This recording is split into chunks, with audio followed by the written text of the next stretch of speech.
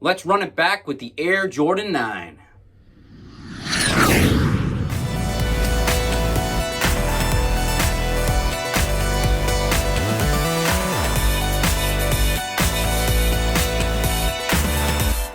Welcome back to the channel, and if you haven't already, why don't you hit that subscribe button. Now today we're talking about the Air Jordan 9, originally released in the 1993-1994 season and seen on various Nike athletes throughout the NBA that year. You could see it on the feet of Reggie Miller, Penny Hardaway, Mitch Richmond, Kendall Gill, and others. And Nike knew that the Air Jordan would sell, but how are they going to sell the new Air Jordan without Michael rocking the shoe while playing?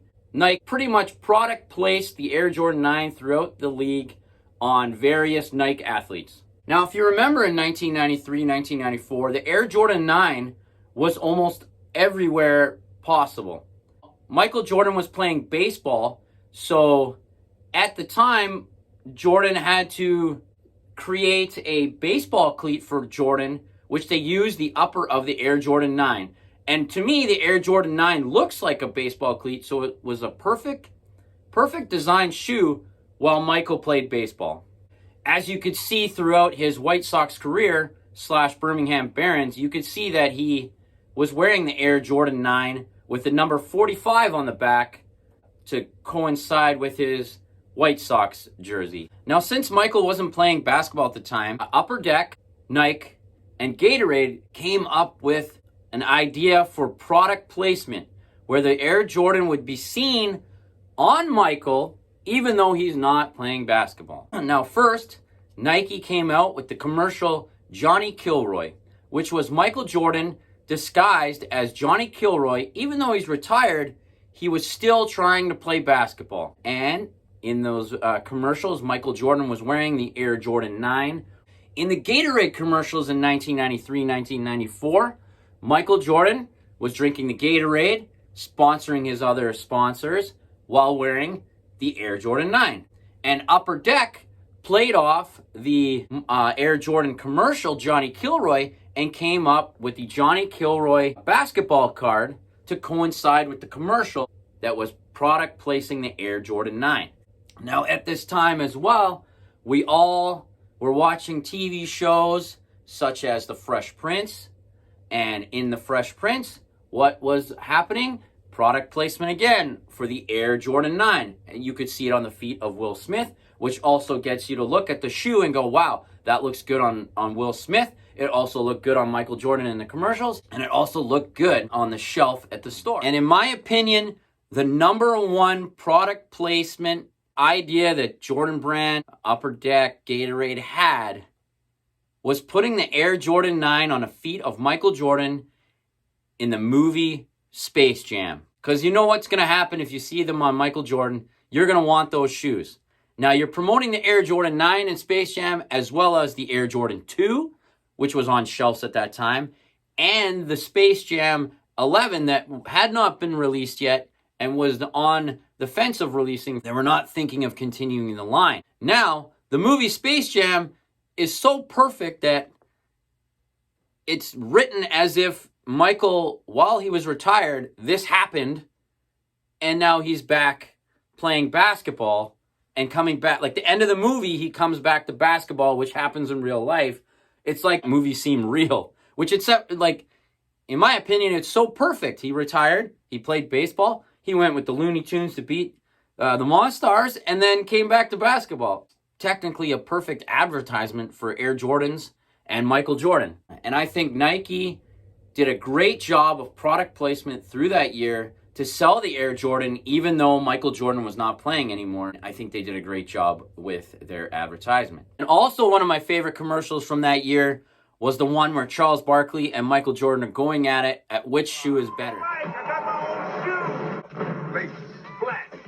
Number one, both shoes are great.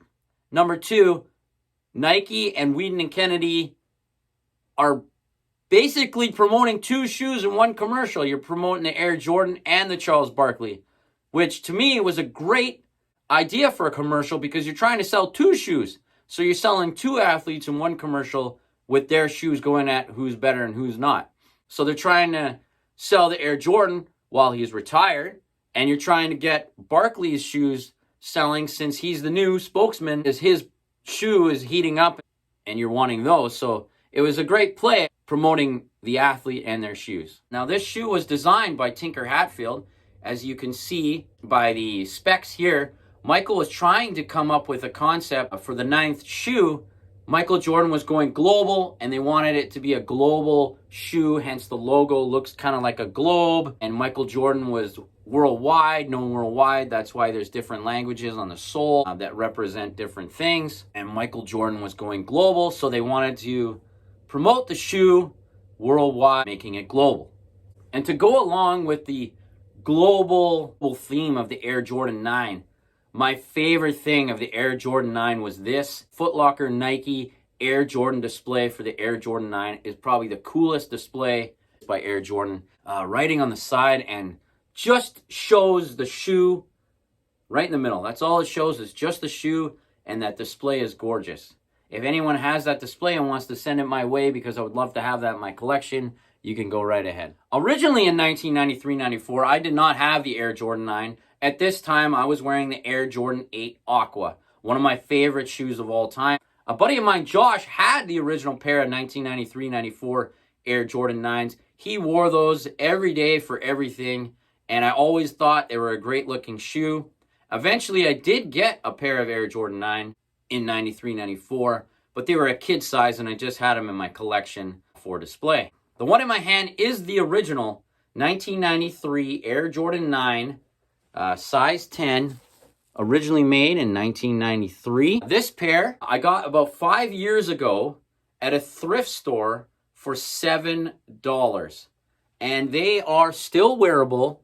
This original pair from 1993 is still 100% wearable. I don't wear them often because the midsole is kind of softening up and they may crumble.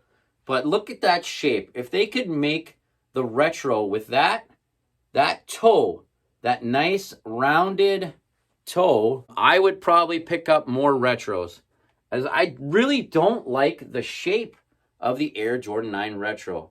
And it's all in this area, that the tip of the toe. Really like the shape of the original 1993 pair. I think this is such a great looking designed shoe. Another original pair in my collection is an original baby size Olive 9. Now, this is kind of funny because the Olive 9 wasn't very popular back in 93-94. So these sat on shelves for a very long time. As you could see, the Nike logo is still on the insole for these. So Nike and Michael Jordan, they kind of product placed these on the feet of Michael Jordan in the newly written book called Rare Air. And you could see Michael Jordan cleaning his golf clubs wearing the Air Jordan 9 Olive. I honestly think that was product placed in that magazine for people to see them on the feet of Michael Jordan, and people will be like, oh, maybe I do want those now. Hands down, my favorite colorway of the Air Jordan 9 is the Air Jordan 9 North Carolina baby blue pair. The one in my hand is the 2010 retro. I would love to have the original one from 93 or 94 in my collection, but these ones will do. As the 2010 retro had a decent shape to it, the toe looks nice and rounded and streamlined. Shout out to my friend Vern. It took me a very long time to convince him to sell these to me, as I always wanted this colorway. And the reason I wanted this colorway, because of this product placement. Again, this product placed Jordan ad in the pages of Sports Illustrated, where Michael Jordan is wearing his North Carolina original jersey and wearing this powder blue Air Jordan 9.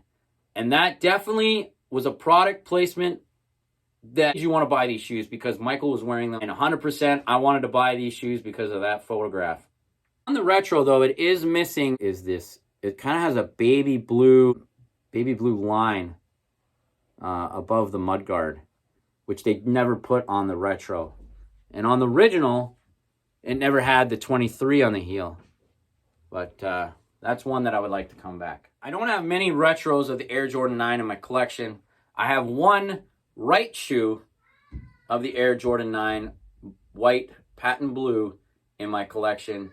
As when I worked at Champs, someone stole the left shoe off the shelf, and this one got written off, so I was able to take this shoe home. So I only have one right shoe of an Air Jordan 9 Retro. I didn't really buy too many of the Retro. I didn't really find them too exciting, but you could see them on the feet. A lot of players throughout the league when those Retros came out, such as Darius Miles and a couple of the other Jordan athletes at the time.